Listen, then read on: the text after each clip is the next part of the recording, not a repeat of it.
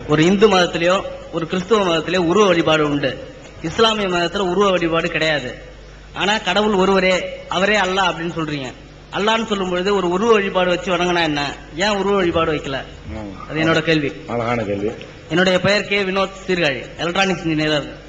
சீர்காழியை சேர்ந்த கே வினோத் அவர்கள் என்ன கேட்கிறாங்க கேட்டா, எல்லா மதங்கள்லையும் உருவ வழிபாடு என்று உண்டு.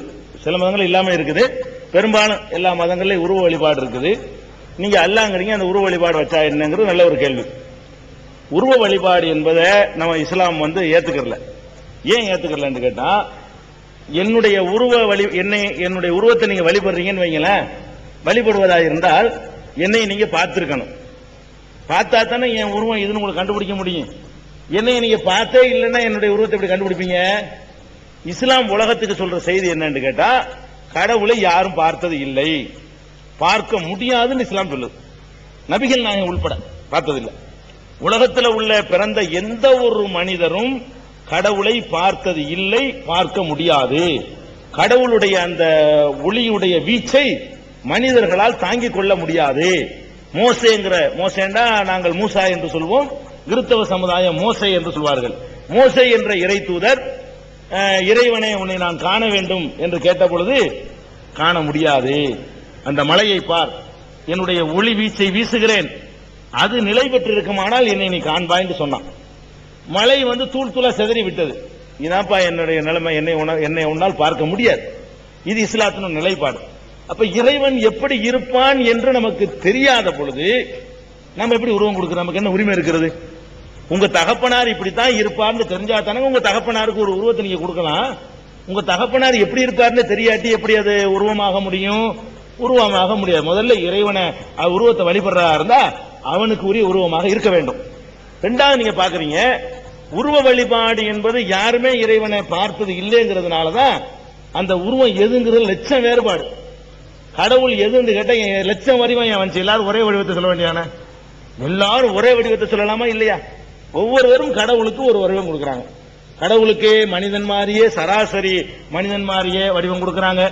சில பேர் இந்த சராசரிக்கு தாண்டி ஒரு 6 தலை இருக்கிறதா தான் கடவுளுக்கு நல்லா இருக்கும் அப்படின்னு சொல்லிட்டு ஒரு 6 தலையை வைத்து அவங்க சில பேர் அதுக்கு வடிவம் கொடுக்கறாங்க. சில பேர் கடவுளுக்கு என்ன செய்யறாங்கன்னா, கைகளை அதிகப்படுத்தி, 2 கையுமா இருந்தா சாதாரண மனுஷன், அதிகமான கை இருந்தா தான் அது கடவுளா இருக்க முடியும்னு அப்படி ஒரு உருவத்தை கொடுக்கறாங்க. சில பேர் பயங்கரமா வயிறு பெருசா தள்ளிட்டு இருக்கிற மாதிரி உருவம் கொடுக்கறாங்க. சில பேர் பல்லு 2 நீட்டிட்டு இருக்கிற மாதிரி கடவுளுக்கு உருவம் கொடுக்கறாங்க.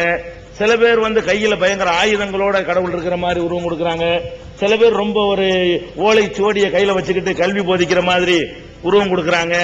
ஒரு மாதிரியான உருவமா இல்ல. ஏன்னு கேட்டா, யாருமே கடவுளை பார்க்கல. பார்க்காத போது உருவம் கொடுத்தா அவரவருக்கு தோணுன மாதிரி கொடுக்க வேண்டியதான். அப்ப அதுல யூனிஃபார்ம் கெட்டு போயிடும். பார்க்காத ஒருவனுக்கு நம்ம எப்படி உருவம் கொடுக்கிறது? இப்ப கடவுளுக்கு உருவம் கொடுத்தா கடவுளை பார்த்தவர்களா?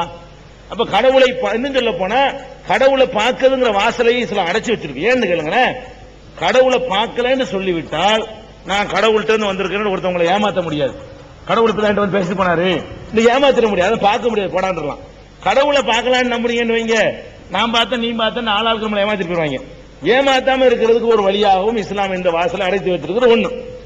ரெண்டாவது நீங்கள் யோசிச்சு பார்க்கணும், நமக்கு ஒரு வடிவம் இருக்குது. நம்முடைய வடிவம் உருவத்தில் பார்க்கும்போது அதை விட நல்லா இருக்குன்னு எல்லாம் ஆசைப்படுறோம். சாதாரணமா உங்களுடைய நான் ஒரு கருப்பு கலர்ல இருந்தா போட்டோ எடுக்கும்போது எப்படியா சிவப்பா வர்றதுக்கு நான் என்ன செய்யணும்னு தான் நான் யோசிப்பேன். ஒரு கிழவனா இருக்கான், சுருங்கி போயிருக்குன்னு வைங்களேன், அவங்க கூட என்னத்தையா தடவை கிட்டவே இந்த பிட்டாவல் எப்படி வரும்னு நினைக்கிறான். கொஞ்சம் இளமை ஒரு 10 வயசு குறைச்சி எடுத்தா நல்லா இருக்கும், அந்த இளமையை திரும்பின மாதிரி போட்டா இருந்தா தான் பாக்குறதுக்கு நல்லா இருக்கும்னு மனுஷன் ஆசைப்படுறான். ஒவ்வொரு மனிதனுமே தன்னுடைய உருவம் ஒரு அழகா இருக்குன்னு ஆசைப்படுறானு. அப்ப கடவுளுக்கு நீங்க கொடுக்கிற வடிவம் கடவுளுக்கு கோபம் ஏற்படுத்துற மாதிரி இருந்தா என்ன பாடுபடுத்தும்? அவங்கள பின்னாடி விசாரிக்கும் போது இதான் நானா? இன்னும் சொல்றவங்களை கேளுங்க, நாம் கோவித்துக் கொள்ளக்கூடாது. நாம் கடவுளுக்கு கொடுக்கிற வடிவம் இருக்குத, அந்த வடிவத்தை நமக்கு கொடுத்தால் கோபம் வரும். அதை நம்ம கடவுளுக்கு கொடுக்கணும். கடவுளுங்கிற நம்மளோட பர்சனாலிட்டி இருக்க மாட்டாரா? நமக்கு ஒரு அழகை தந்திருக்கிற கடவுள் அந்த வட்டிக்க முடியாத ஒரு அழகு வடியாத அவர்கிட்ட, அப்படிப்பட்ட ஒரு அழகோடு தானே கடவுள் இருப்பாரு. நம்ம கொடுத்திருக்கிற அந்த கடவுள் வடிவத்தை, கடவுளுக்கு தானே வடிவம், இந்த வடிவத்தில் ஒன்னைய போட்டா எடுத்தா ஒத்துக்கிறேன்னு ஒருத்தர் கேளுங்க. இந்த வடிவத்திலையா கேப்பீங்களா இல்லையா? அப்ப ஏன் உங்களுக்கு விரும்பாத ஒன்றை கடவுளுக்கு எப்படி கொடுக்குறீங்க என்ற அடிப்படையில் பார்த்தீங்கன்னா கடவுளுக்கு உருவம் கொடுக்காம இருப்பதுதான் அறிவுபூர்வமானது. கடவுளை பார்க்காதனால உருவம் கொடுக்க இயலாது. உருவம் கொடுத்தோம்னு சொன்னா சமூகத்தில் பிளவுகள் தான் அதிகமாகும். இன்னும் சொல்ல போனால் நம்ம இந்து மதத்தினுடைய பூர்வீக தத்துவங்கள் பிரகாரம் கூட கடவுளுக்கு உருவம் கிடையாது. ஒன்றே குலம் ஒருவனே தேவன் தான். அதான் யதார்த்தமான நிலைமை. அப்படிதான் இருந்தது.